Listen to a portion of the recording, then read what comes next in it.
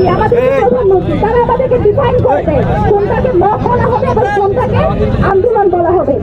দেখেন অবস্থা, আমরা যে একটা আন্দোলন করতে যাবো সেটাকে তারা মব বলে থামিয়ে দিবে। মানুষের যে গণতান্ত্রিক যে অধিকার, আন্দোলন করার অধিকার, বিচার পাওয়ার অধিকার, সেটাকে তারা মব বলে থামিয়ে দিতে চায়। আপনারা দেখেন গত 3-4 দিনে যতগুলো ধর্ষণ হয়েছে সবগুলোর ক্ষেত্রে কিন্তু একটা নির্দিষ্ট সরকারি দল বিএনপির সংশ্লিষ্টতা পাওয়া গিয়েছে।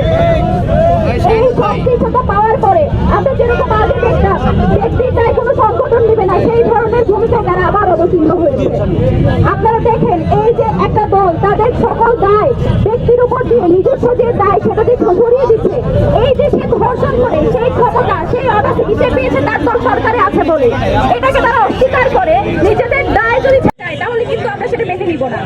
ব্যক্তির দায় অবশ্যই দলকে নিতে হবে, তাকে বহিষ্কার করতে হবে এবং তার ব্যাপারে কি সিদ্ধান্ত নিচ্ছে সেটাও আমাদেরকে দেখাতে হবে।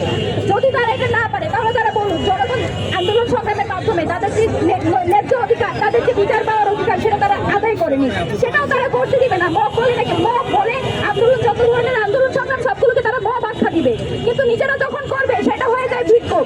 এই যে শব্দের ফ্রেমিং গুলো করে তারা মানুষের যে ন্যায্য অধিকার, মানুষের যে বিচার পাওয়ার অধিকার সেটাকে যদি তারা প্রতিহত করছে তাদেরকে বলতে চাই আপনারা বিগত কয়েকদিন আগে একটা জিনিস দেখতে পেয়েছেন, যত ছোটখাটো ঘটনা সবকিছুর মধ্যে বিচার পাওয়ার জন্য, যে কোনো সমস্যার সমাধানের জন্য প্রধানমন্ত্রী হস্তক্ষেপের দরকার পড়ে।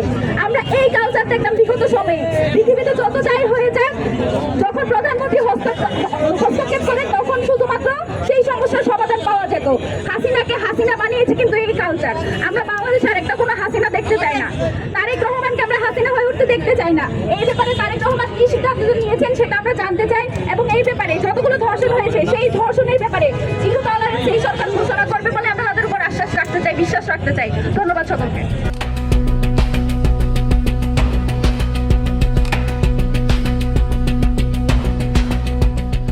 দিনাজপুর টিভি, মানুষের জীবনের কথা বলে।